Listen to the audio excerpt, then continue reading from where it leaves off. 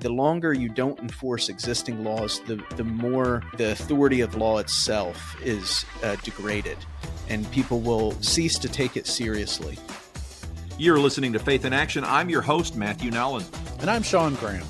We lead Conservative Christians of Tennessee, and we're thankful you're joining us today. Conservative Christians of Tennessee exists to analyze political policy and politicians in Tennessee, and all from a conservative Christian worldview. We want to glorify God by helping you to glorify God, so please don't hesitate to send us any questions or comments via email. You can reach me directly by emailing matthew@tnchristian.com.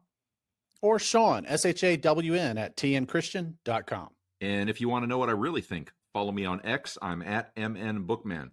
Today's show is brought to you in the Memphis area by Herbi-Systems. Give Herbi-Systems a call at 901-290-7774 for all your lawn care needs. Since 1984, Herbi-Systems has been the premier lawn care and landscape company in the Mid-South. So give Herbi-Systems a call today. That's 901-290-7774, or visit herbisystems.com and let them kill your weeds. Today's scriptures are from Deuteronomy, the 27th chapter, verses 9 through 10. Then Moses and the priests, the Levites, spoke to all Israel, saying, "Take heed and listen, O Israel. This day you have become the people of the Lord your God. Therefore you shall obey the voice of the Lord your God and observe his commandments and his statutes, which I command you today." The federal task force has rolled into West Tennessee this week. Our nation's president has been forced to look into the western corner of our state and tell the leaders of Memphis that they failed to get crime under control. This is a glaring testimony to the failure of our local churches. If churches are really preaching the word of God, if we're seeing lives transformed, then why is marriage at an all-time low? Why is fatherlessness out of control? Why is Memphis the most violent place in America, while it is also the buckle of the Bible Belt?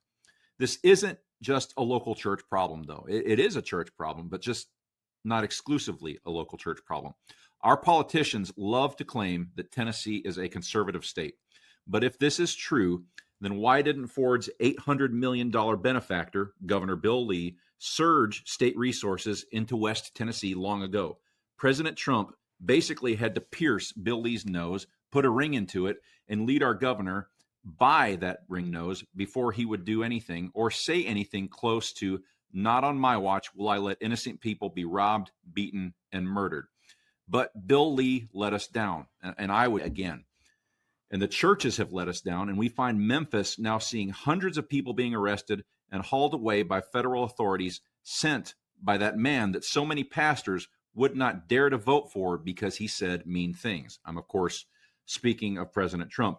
But God is using that brash man, President Trump, and we're thankful that God is directing assistance to fix the brokenness of Memphis. We're thankful for Donald Trump sending in the National Guard, the U.S. Marshal Services, and all the other agencies to do what local government refused to do. But listeners, no matter what community you live in, and you need to make sure to hear this last part, you need to ask yourself, what do you need to do to clean out weak churches that let our state get into this terrible condition? What tables need to be overturned in the Bible Belt so that wickedness like this is not going to be allowed into pulpits? Where is your pastor on these issues? Does he speak out? Are you letting him get away with this? Listeners, our desire is for Tennessee to have active citizens. But if you're not holding your pastor to teaching the whole Word of God, you will never be able to hold any state leaders to any form of accountability. Our guest today, one of our most fun guests, we love him bigly. Timon Cline is the editor-in-chief of American Reformer. Prior to his appointment as editor-in-chief, he was Deputy Attorney General in the Office of the New Jersey Attorney General. He is a graduate of Rutgers Law School and Westminster Theological Seminary, the director of scholarly initiatives at the Hale Institute at New St. Andrews College. He's a fellow at the Craig Center at Westminster Theological Seminary and an opinion contributor at World Magazine. Timon is an active member of the Presbyterian Church and lives in Florida with his wife and son. Welcome back to Faith in Action, Timon Cline. Thank you, gentlemen. Always good to be with you. Thanks for having me back. Well, we love it because you are very smart, which is always a good. You're well spoken, but you think the right things. You don't just have a lot of horsepower with bad alignment on the wheels, and that is sadly too common in our circles. He's our streetcar racer, man. We love him. Couldn't have put it better myself. That's right. Well, so we seem to have you on when we want to do a show that some would call hard legalist, or some would say, you're talking to Old Testament issues. That's when we seem to have you on. But we really like talking about government and biblical civics. And today we want to talk to you about crime and moral decay in our nation, specifically Memphis. There's a tremendous amount of violence. There are tremendous numbers of acts of harm that affect so many innocent people. We're ignoring the Bible on so many issues, Timon, that I can't help but think that we've set up our own standard. We've set up humanism as an idol against the Word of God. Is the situation we find ourselves in now punishment for idolatry? Well, I think, I'm a big lover of the Puritans. And so in good Puritan fashion, even beginning with yourself privately, anytime bad things happen to you, the Puritans would say it's not necessarily that God's judging you, but you should probably check in to make sure that's not the case first before you move ahead. It could be for other reasons that you're being tested rather than chastised, you're being sanctified, so on and so forth.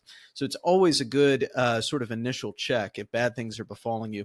And I think this is especially the case for nations, right? Especially when, we're not an upstart nation anymore. We've been cooking along for a while, and we've been historically prosperous and historically safe and historically powerful, all these things. And so when you start to see decline, you should look for the causes of decline. Even if you're not yet running this sort of through a scriptural lens, this is just basic Polybius. All things decay, all regimes are finite.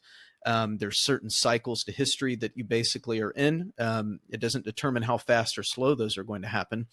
But you should notice when decline comes in whatever way it does. And these things don't happen sort of automatically. There are causes to it. And usually it is corruption and, lack of virtue. Polybius himself claims that the Romans lasted for so long because of their own pieties. And as those fell away, Augustine has similar analysis actually in the City of God, where he says the reason you've been invaded, the reason you've been sacked and overturned, eternal Rome is gone, is because you wouldn't even live up to your own virtue, the virtue of like your own philosophers. You were no longer performing justice, all these things. So this is just sort of standard analysis, I think, and it's analysis that the Bible confirms repeatedly, even for God's people, right? So this is sort of something the pagans recognize happened to all peoples, and then the Bible recognizes happens to even Christian peoples, especially those who have conceived of themselves in covenant with God. I'm a defender of sort of something liberals and maybe squish evangelicals like to attack is sort of 17th, 18th century language of America being the new Israel. I'm a general defender of this idea. There can be many Israels.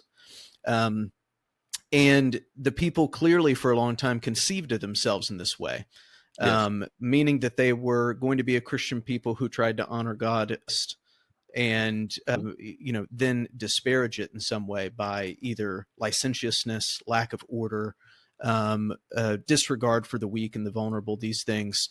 You should expect not only the natural decay of those evident corruptions, but then also judgment from God. Because of your standing that you've claimed for yourself. So, it's high risk, high reward doing that sort of a thing. Yeah, you're dead on. America did conceive of itself as a new Israel at the founding when the Puritans came in. And it was such a common view among the early Puritans. They saw the covenant that God had made with Israel. They saw the promises when they walked into literal vineyards that they didn't plant, literal orchards that they did not plant. God had cleared the land out of the pagans ahead of them. Not all of them. All they had to do was what Israel should have done, which was force them the remainder out of the land. But no, they definitely saw that. And as those people who saw themselves as the new Israel, they set up a system of government that embraced heavily the general equity and embraced heavily the civic law that we find in the first 5 books of the Bible. Yeah, and if I could just say this, the thing that always strikes me even up through the Mhm. 18th century that is most different. 17th and 18th century America is a totally foreign country to us. We have almost nothing in common with those people now. So that's why sometimes I get annoyed with appeals to the founding, because I'm like, we're nothing like those people. They were incredible people, and we were so far away from them. But in any case, the the thing that strikes me the most as being different between us and them as Christians is our hermeneutics and our sense or lack thereof of a special providence. And the amount of times providence is invoked in the 18th century in a serious convictional way, even by people we would call heterodox now. But this belief that this is, providence really does control the destinies, not just of individuals, but nations. And then the hermeneutical, strange hermeneutical divide, I often call it political Marcionism now, where the Old Testament, because we've so emphasized the redemptive historical arc, we now pretend that there's no sort of general commentary on these units that the Old Testament is dealing with, which is primarily nations and not individuals, primarily rulers and not private men. And so we pretend that there's no commentary, no general principles that are simply being recognized, that are sort of encoded into nature as God created it, to our chagrin and detriment, I think.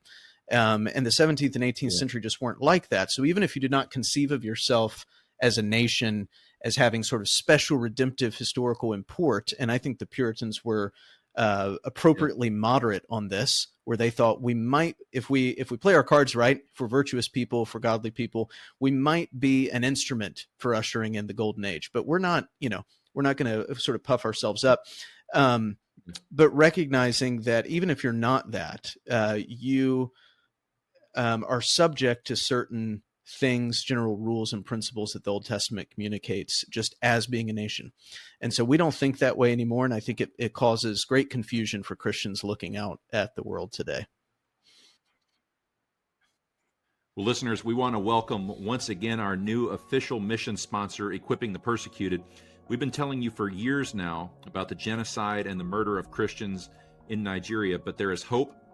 One missions group is there on the ground doing the Lord's work to save our fellow believers.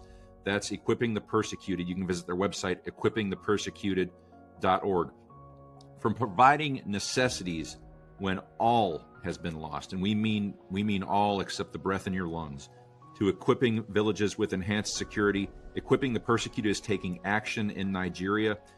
Their bold mission is to see people saved and lives restored. One thing that just stuck out to me the last time we had Judd on the program, with $50,000, they were able to save 600 lives. We're talking things like gunshot injuries, machete injuries, injuries that needed immediate treatment. With $50,000, they were able to save 600 lives in 1 year.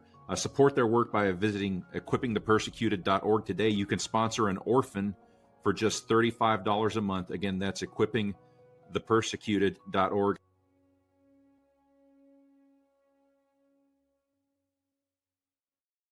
Well, I think it's interesting that you took us straight into the policy and the procedure of civics. This structure that we have and its decay from its original constitutional construction. Is the authority that President Trump is is that constitutionally bound, or would that be an assumption that the founders and originators of our system of government would have assumed would be a Christian tenet of how we operate in protecting innocence? I don't think that what Trump's doing here can necessarily be pulled out of all the constitutional orders, but I do think that it's the edict of a biblical nation. Am I right? Yeah, I think, so step back briefly. I mean, the commentary you're going to get both from the left and for the squish evangelicals is that this is, somehow overbearing and cruel.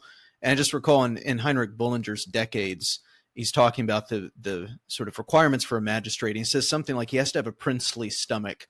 He has to be willing to appear to be cruel, to be severe. He's being just, or hopefully he's being just. But people will call him cruel for enacting justice. He's talking about the Sixth Commandment, Fifth and Sixth Commandment in this passage, and people should go read it. In terms of our own polity, Article 4, Section 4 explicitly says the federal government is supposed to maintain Republican forms of government in the states. It's supposed to protect them from invasion and also protect them from domestic violence or insurrections. So this is in the Constitution, and then your easy precedent for this is if it being worked out is of course 1794 is the Whiskey Rebellion, and Washington himself saddles up to lead an army of like 12 or 13,000 of his troops to go put down this rebellion against federal taxes. So this is, I would say as American as apple pie in this case. Yeah, they just assumed that that was what needed to be done in that moment to protect the stability of the land. That's something that we don't really seem to have in America anymore. You were talking about things that we've lost along the way. That protection of the land, it's just a foreign concept to us now. Yeah, and the it's a very English concept in a way that we've lost of like government's purpose. I think Robert Middlecoff points this out well in his book on the Revolution. Is the conception of what the government was supposed to do for a long time was to keep the king's peace, right? So this is like stability and order above all else, right? And so this is why you have a lot of colonists. William Henry Drayton gives this speech in 1776 to the South Carolina legislature, where he says, we were, as colonists, very loyal to the monarch. We were fine with even some of the incursions of Parliament, but once we realized the king could no longer protect us from this corrupt oligarchy, this has broken the most fundamental covenant between people and their rulers. So protection, stability, and peace are the most sort of baseline. You could be an even like a licentious nation, immoral. This, is just like the bare minimum for even having a functioning society. So once people begin to feel unsafe, also things become sometimes rapidly chaotic and even more unstable. So this is, even if just for self-interested reasons, this is justified. You have to preserve your government. A case comes to mind from Kentucky recently, in which a man broke into a house, stabbed a 6-year-old boy to death, and just got out. Was it 6 years that he got out after, for good behavior? Okay, so the father of this child that was killed, the father of the slain boy, has said that he'll kill this man. There is a sense that every father can relate to that man in, as though this judicial cartel, whose product is chaos, is taunting us and begging us. The government is in many ways inviting vigilantism. Yeah, no, I think that's right. And just for, reference, I think last time we talked, there had been fairly recently in Tennessee, pro-life protesters that were getting, facing sentences much longer than 6 years, in some case, old women. And we can also, recall the January 6th protesters.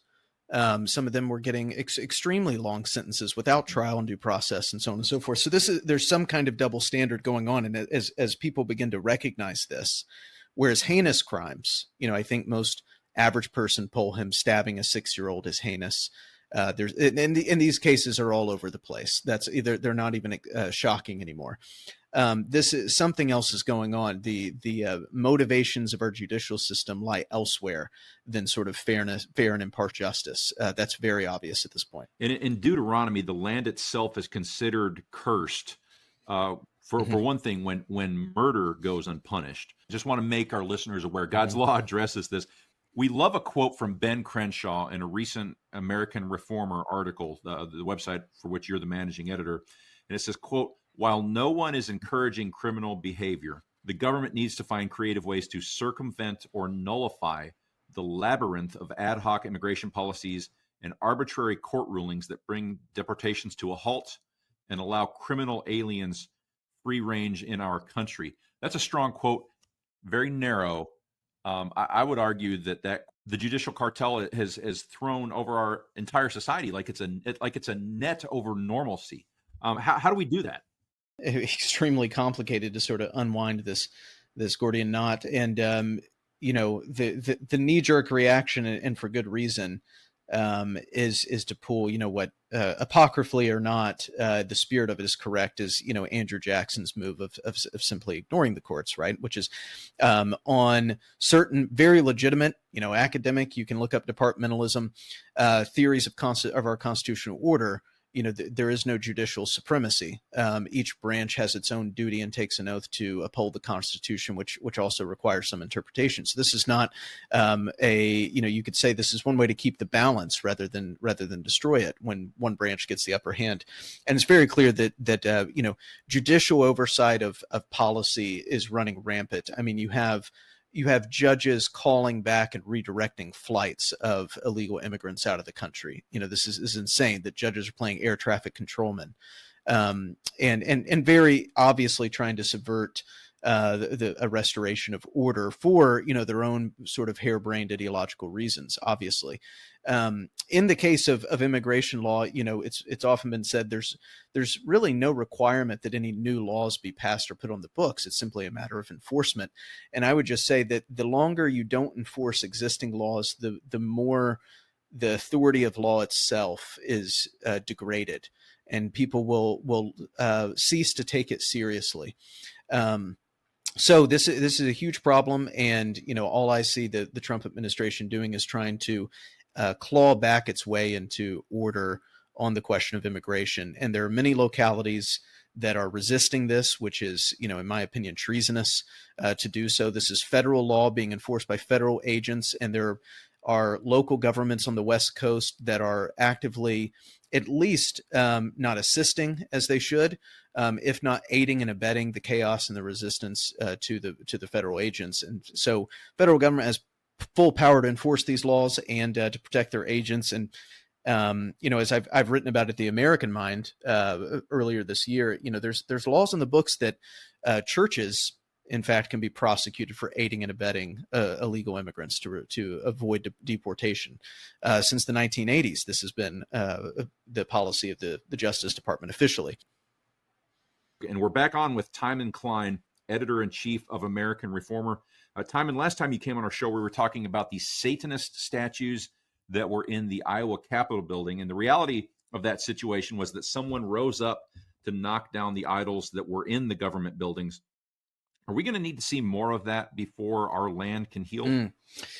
Well, I think it's the, if I'm not mistaken, the Westminster Standards lay out that every man in sort of every station of life has a job to combat idolatry and pull down the idols, if you like. And I think in the case of Cassidy, is noteworthy, again, as a sort of in recent days, we've seen the violence of the left contrasted by the relative long suffering of the right, and how they respond to public murders and assassinations.